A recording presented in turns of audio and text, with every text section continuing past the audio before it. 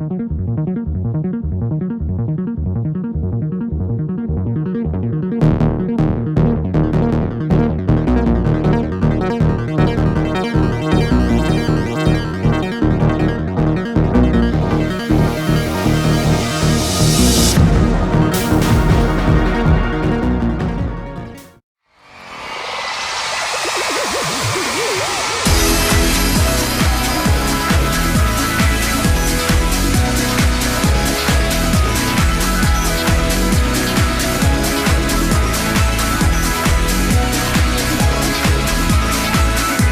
the one who makes the sun shine.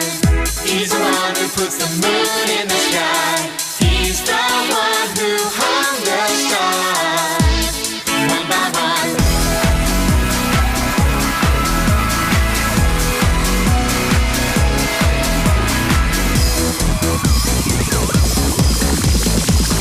He's the one who makes the birds sing.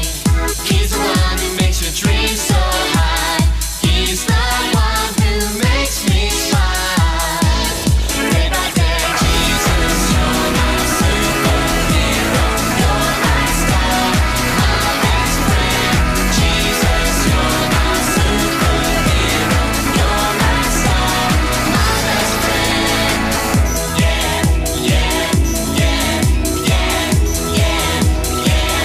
Better than Spider-Man. Yeah, yeah, yeah, yeah, yeah, yeah. Better than Superman.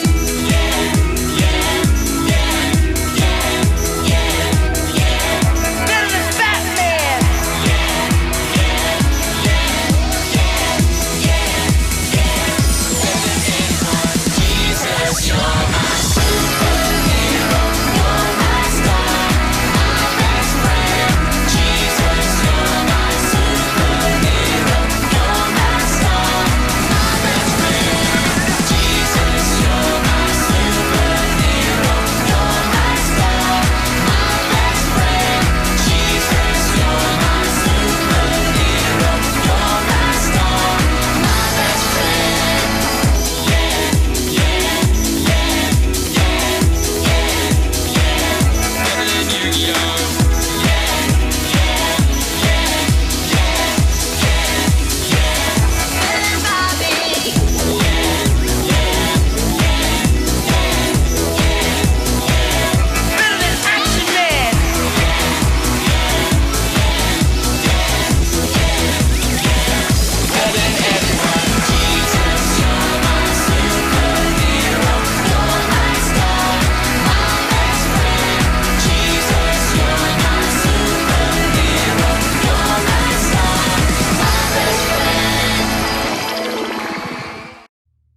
Hey, New Hope Kids, welcome to New Hope Kids Online. My name is Miss Brooke, and if you are in 1st, 2nd, 3rd, 4th, or 5th grade, then you are in the right place because you are my New Hope Ninjas and my New Hope Knights, and I'm so glad that you guys are here today. So I have a question for you. Do you guys know what the word unusual means? I mean, I'm sure you've heard it before. You know, really unusual just means something that you might not expect or something that's kind of uncommon or unique, right? Well, it's a word that also kind of reminds me of unlikely. It's kind of similar. So when something is unlikely, it really means that there's like little to no chance that it's going to happen or it's going to be true, right? Well, this month, we're kind of celebrating unusual all month long. In fact, guess what? The name of our series in July is Unusual. So all month long during July, we're going to be looking at a very unlikely person whom God chose to do some really amazing big things. Because guess what? The Bible is kind of full of unusual and unlikely events and people. So this month, we're going to be taking a look at one of them. So another question for you. Have you ever felt like you were not good enough? Like maybe your mom didn't think you were big enough to pour some juice and without spilling it, but you could totally do that. Or maybe you weren't picked for a sports team because somebody else didn't think that you were big enough to play. Well, sometimes the people around us, even those who are closest to us, they may not think that we're the likely choice to do something. But it doesn't matter. Even if we can do it, they just think we can't do it. Well, there's this pretty famous guy in the Bible named David who was a lot like that. So go ahead and sit back. Let's see what we can learn this month about a kind of an ordinary guy and find out the unlikely and unusual things that God had plans for him.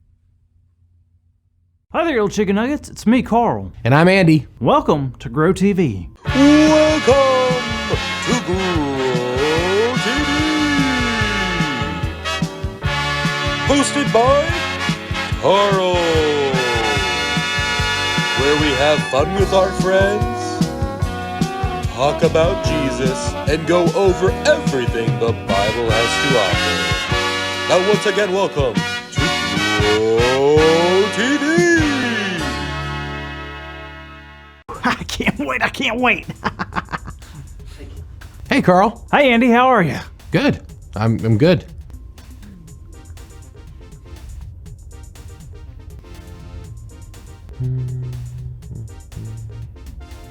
You gonna ask me how I'm doing? Sure.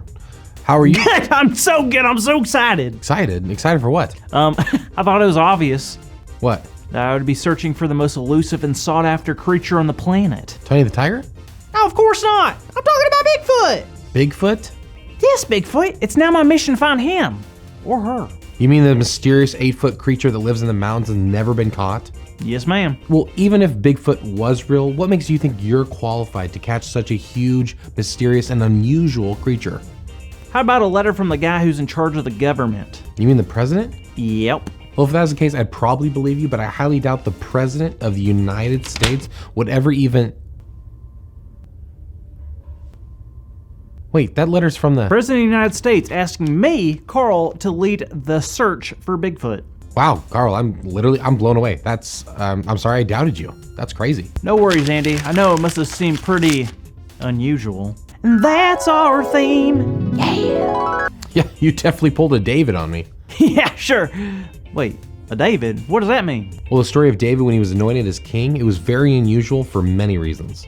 Oh, in what ways? Well, let's look in 1st and 2nd Samuel. A David was a king, right? He was one of the most famous. Well, who was the king before David? Good question. He was a man named Saul. Oh, I remember him. He was the first king Israel ever had. That's right, but unfortunately, Saul was not a very good king. But God was going to give Israel a new king.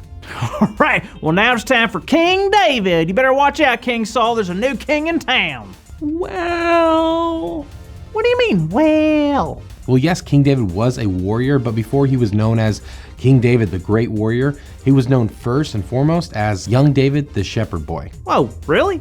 He sure was. King Saul was handsome, he was tall, he was a good warrior. He was basically exactly what you think a king would look like. So you're saying I look like a king? Yeah, Carl, that's exactly what I'm saying. Carry on, my little subject. Well, God told Samuel, one of the prophets, that it was time to anoint a new king. What does it? What does anoint mean? It was a special ceremony type of thing that people would do specifically for people who were picked by God or anointed by God. Got it. So God told Samuel it was going to be David? Not exactly. God told Samuel to go to Bethlehem and find a man named Jesse. Hey, I know someone that was from Bethlehem. It was a name, it was like started with J. Is it Jesus? No.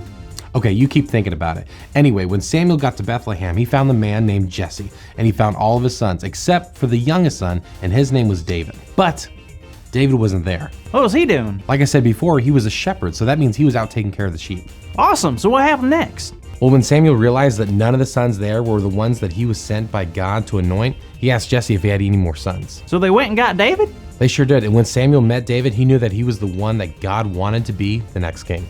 That's so cool. So that's the end of the story? Not even close. You see, David was around 15 years old when he met Samuel. Wait, what? 15 years old? A king can't be 15 years old? That's a child. That's a baby boy, Andy. That's what made this so unusual. Not only was David really young, but he was the youngest son, and he wasn't even a warrior like Saul. He was just a boy who took care of sheep.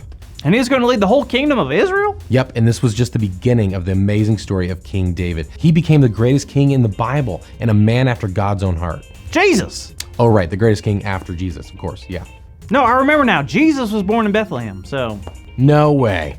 Okay, you're right. But how's that possible? Were they related? As a matter of fact, Carl, they are, and Jesus was born into the family line of David.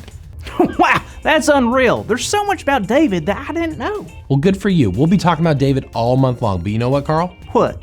You know how I didn't believe right away that you were chosen to be the leader for the search of Bigfoot? Well, people found David being chosen as king to be just as unusual. I guess I never thought about it like that. David was definitely a questionable choice. It's kind of cool how God chooses people that you wouldn't quite expect to have such important jobs like running the kingdom. It is very cool. I mean, in the Bible, we see all kinds of people that get to do amazing things for God. People who had no remarkable skills, people who have physical challenges, people without impressive backgrounds, people who might seem unlikely to do great things, but God uses unlikely people. Amen to that, sister. Wait a minute. That's our big idea.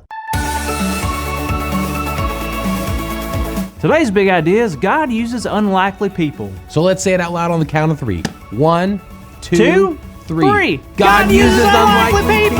Yeah. Good job, everyone. Andy? So I'm curious, About what? how do you expect to find a Bigfoot? Andy, one does not find Bigfoot. Bigfoot finds you. Okay, and how will Bigfoot find you? I will be using the Bigfoot call, of course. Oh, how do you do it? Let me show you.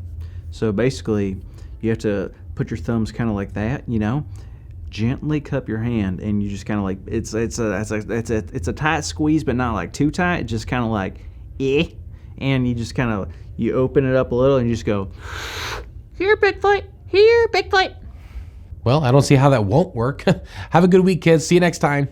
Thank you for watching, and tune in next week for a new episode of Pro TV. You know, I love how God had a plan for David's life. And you know what? The thing is, God has a plan for our lives too. Because you see, God looks at us, but he doesn't just see what other people see. Just like with David, he saw David's heart. He saw what was in the inside. And he sees that in us too. And he sees what we can become. So that is pretty amazing, I think. Now, God saw David's life, and he saw his heart. And I love that God made his plans happen no matter what. And he still does that today. So let's take a look at our memory verse for this month. This one comes from the book of Isaiah, and it goes like this. It's Isaiah 55:8. For my thoughts are not your thoughts, neither are your ways my ways, declares the Lord.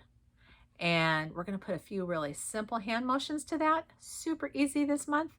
And then we'll put it all together. Okay. So for thoughts, we're going to take our finger like that, like we're thinking. So that's thoughts, right? Thoughts.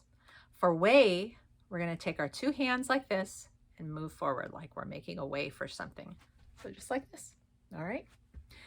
And that's it. And then we know Lord already. We take our 2 fingers like that, an L for Lord, and go like that, right? So super simple. So let's do it together. Isaiah 55:8. For my thoughts are not your thoughts, neither are my ways your ways, declares the Lord. Good job, guys. So keep practicing that, because we're going to be working on that all month. So we're about out of time today. I hope you guys have had a great time. Let's go ahead and pray together. Dear God, thank you so much for making us all unique. We know that we all are different and unique from each other. And I just want to thank you so much for each of the individual gifts and talents that you've given all of us. God, I want to just pray for all of these kids, that they would remember how special they are to you this week, and remember that you have a plan for their lives, and that you know the great things that they will do in their lives. In Jesus' name, amen. All right, guys, our time's up for today. I hope you've had a great time, and I hope to see you next week for more New Hope Kids Online. Bye.